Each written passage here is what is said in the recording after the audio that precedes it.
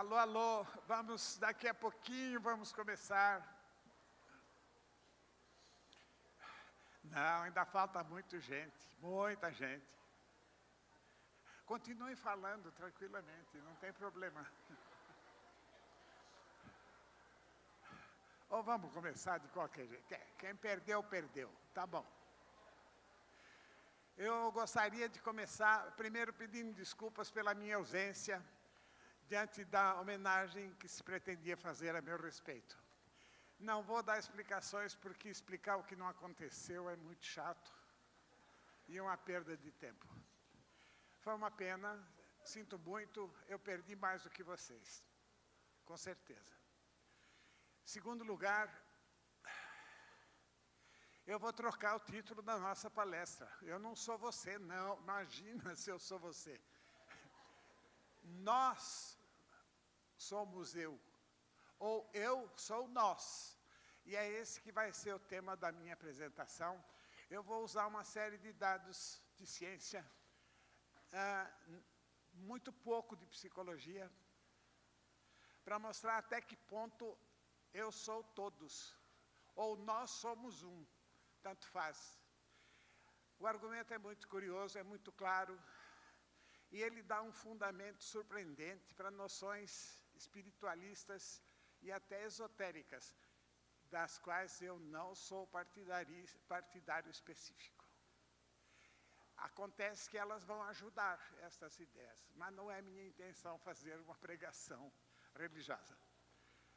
Então vamos começar do começo, de que forma eu sou vocês. Eu tenho 50 anos de psicoterapia, durante os quais 6, 7 horas por dia, eu falava ativamente, pessoalmente, cara a cara com pessoas. Como o nosso cérebro é 2/3 movimento e metade do córtex, visão, quando você está falando com alguém, você está dançando com ele. Sabendo ou sem saber, querendo ou sem querer. Você está trocando 1000 coisas com intenção ou sem intenção. A menos, eu não resisto às vezes de dar uma guinada nos psicanalistas. Vocês vão me desculpar. A menos que você seja psicanalista com cara de pau. Aí você não troca nada com ninguém. E é uma pena.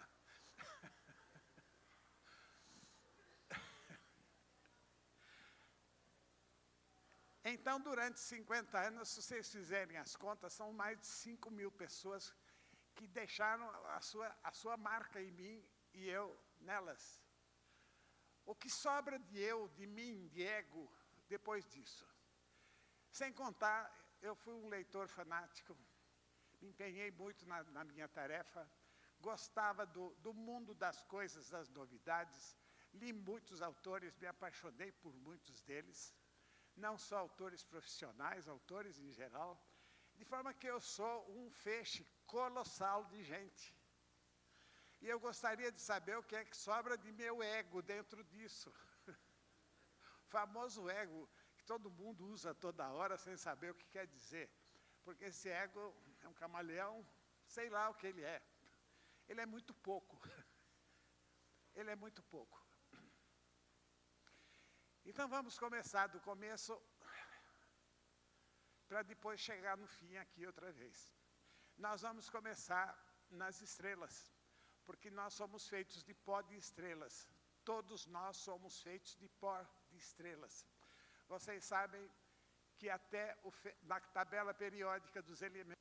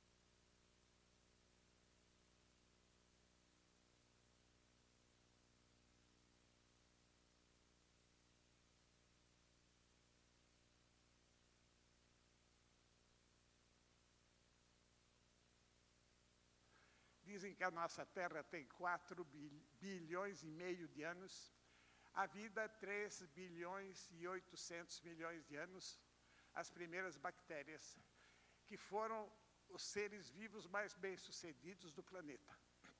Em primeiro lugar, ainda hoje, a massa de bactérias do mundo é muito maior do que a massa de todos os outros seres vivos. Elas vivem a 2 quilômetros de profundidade, vivem sob o gelo, vivem até em reatores atômicos, vivem acima de 100 graus. Por quê? Primariamente porque elas são promíscuas.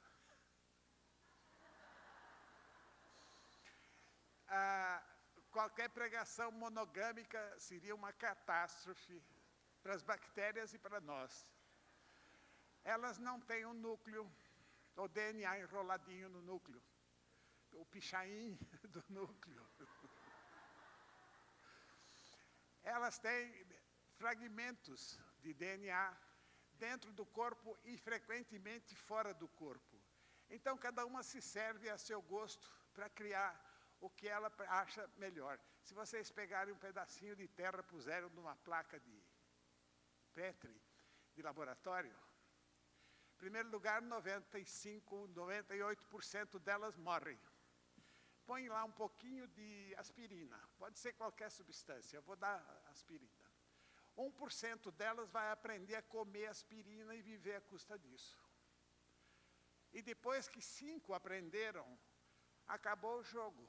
Porque no fim do dia seguinte, já tem mais bactérias do que toda a população do mundo. Porque elas se dividem a cada meia hora. Assim, são uma fúria sexual promíscua.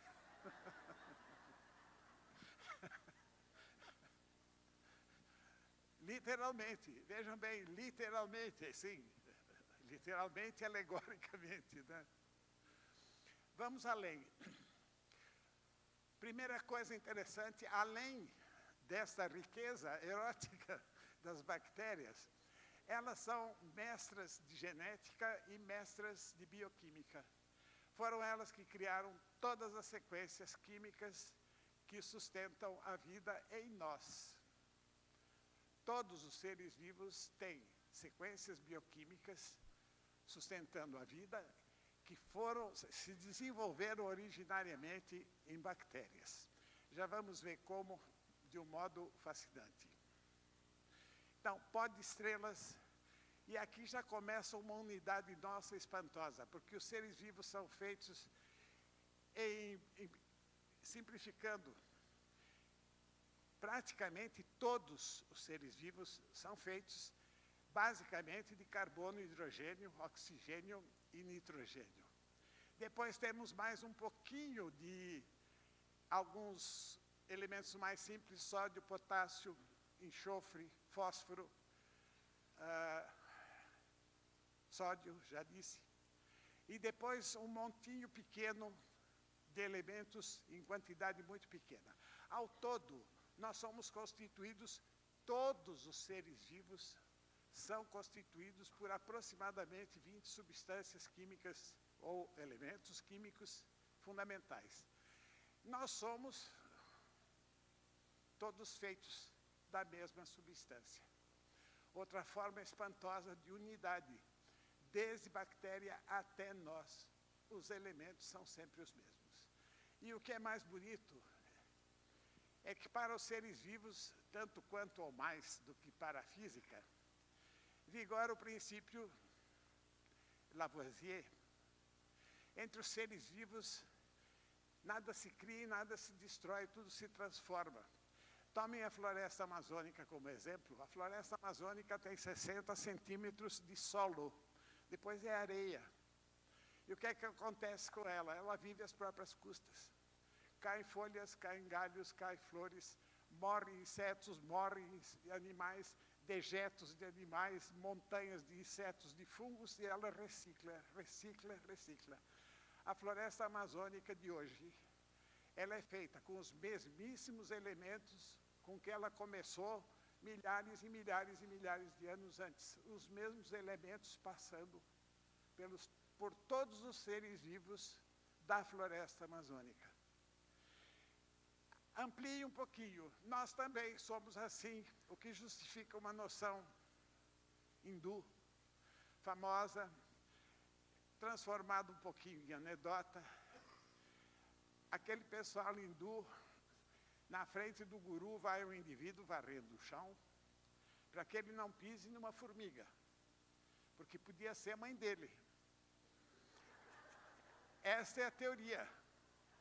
É levada a sério, mas na verdade ela é verdadeira. Eu não digo que a formiga foi a mãe, mas a formiga com certeza não digo, mas por pura probabilidade estatística, ela pode ter moléculas de sódio, de potássio, de cloro, que foram da mãe dele, sim.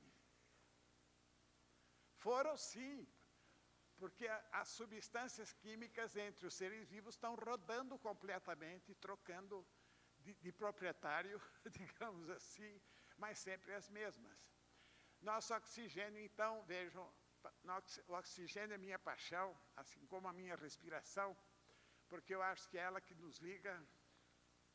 Sabe, também entre os orientais, o cultivo, a consciência respiratória é tida. Mestre Buda dizia que se você quiser iluminar, perceba que você respira. O que é a respiração? Eu estou enchendo um vazio com nada, com um invisível. Um invisível todo-poderoso é o vento. Respiração quer dizer espírito. A mesma raiz de espírito é vento e deu respiração. É o invisível todo-poderoso que me dá a vida, é a atmosfera. É a troca de oxigênio entre nós.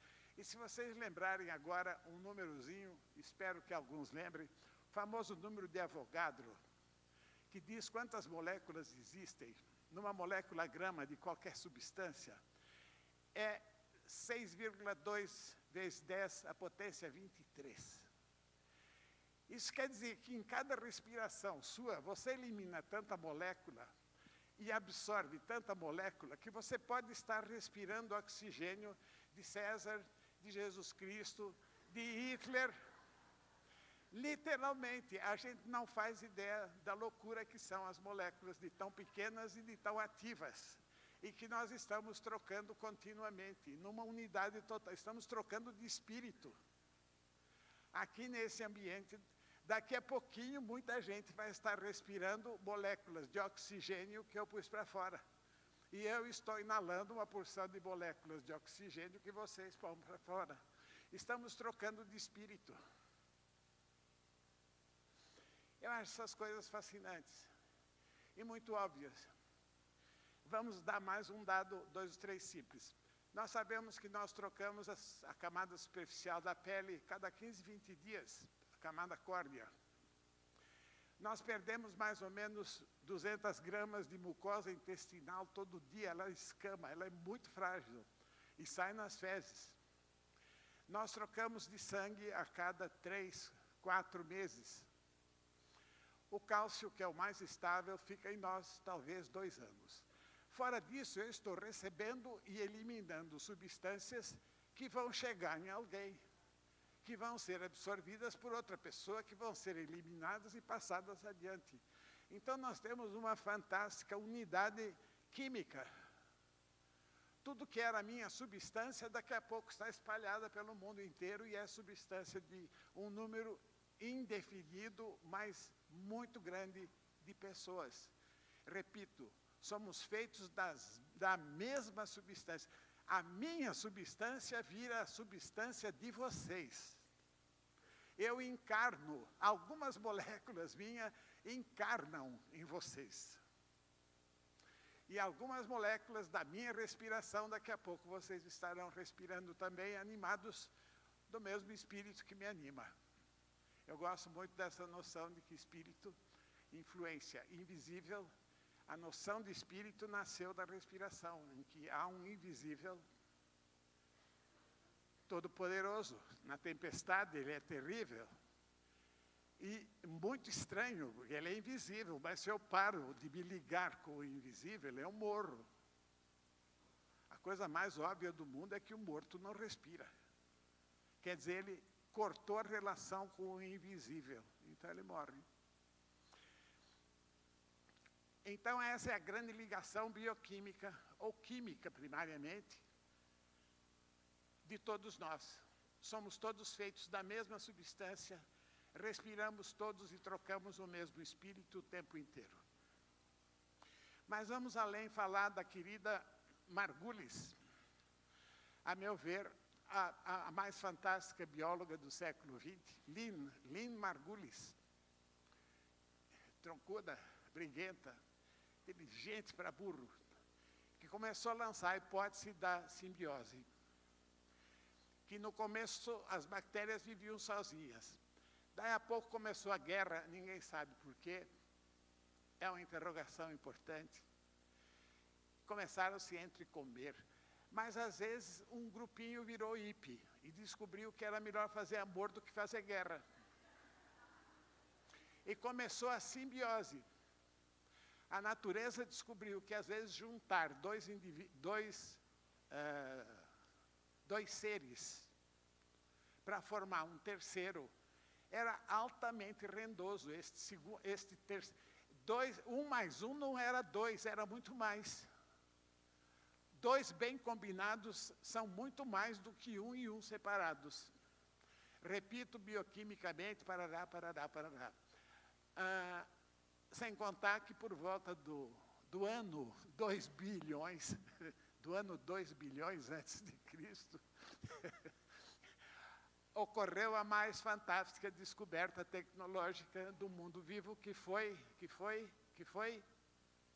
a clorofila. Quer dizer, de repente, aquele bichinho que era uma gosminha, que eu nem sei, não teria nem coragem de pegar na mão, ele conseguiu aproveitar a energia eletromagnética do Sol, começou a fabricar açúcar e começou a produzir oxigênio. Uma coisa absolutamente fantástica. E, primeiro, o oxigênio matou tudo quanto era bactéria que existia, que ela não estava acostumada com aquele barato tão forte. Vamos dizer assim, que o oxigênio era muito mais violento que o metano e outras coisas que elas respiravam ou não respiravam.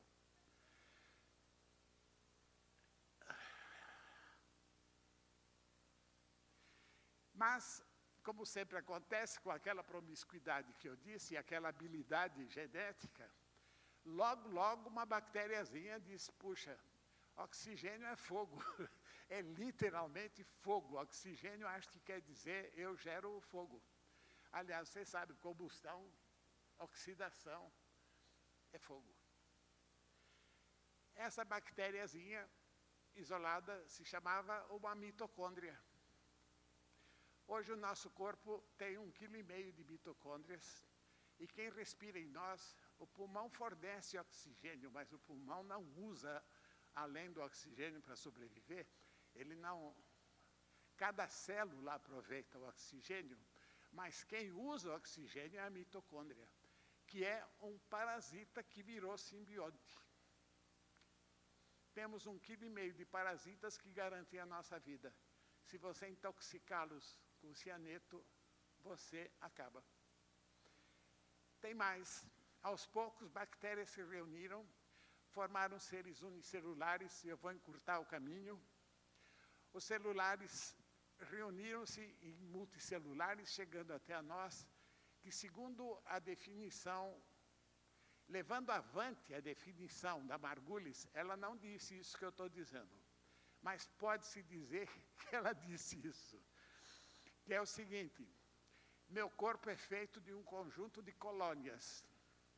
Cada órgão é uma colônia que sobrevive e que produz certos produtos de interesse para as outras colônias. O fígado, o estômago, o coração, o cérebro. E cada colônia que forma um órgão meu é feito de uma colônia de protozoários. Cada célula de cada órgão.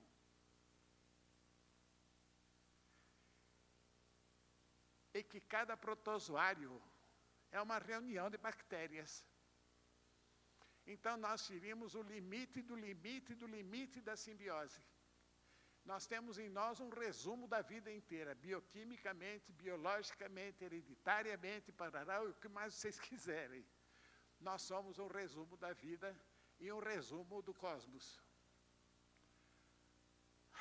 Podíamos respirar com certo orgulho, vocês não acham?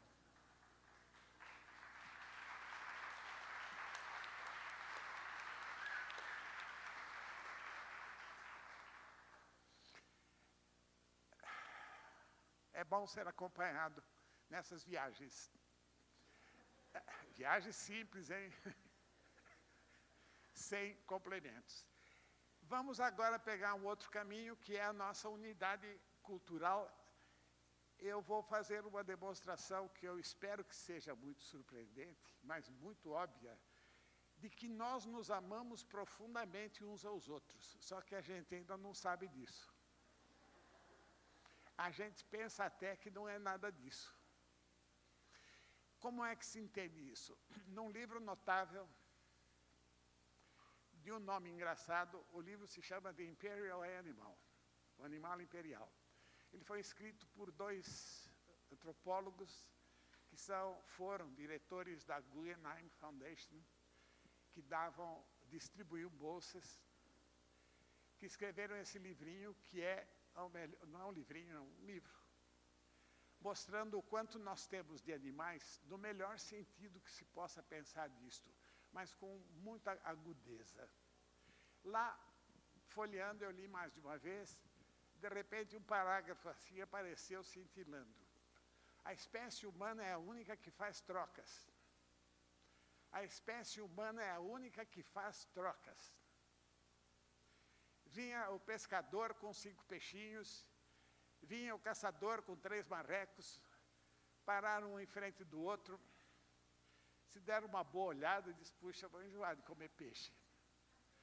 O marrequinho até que ia bem.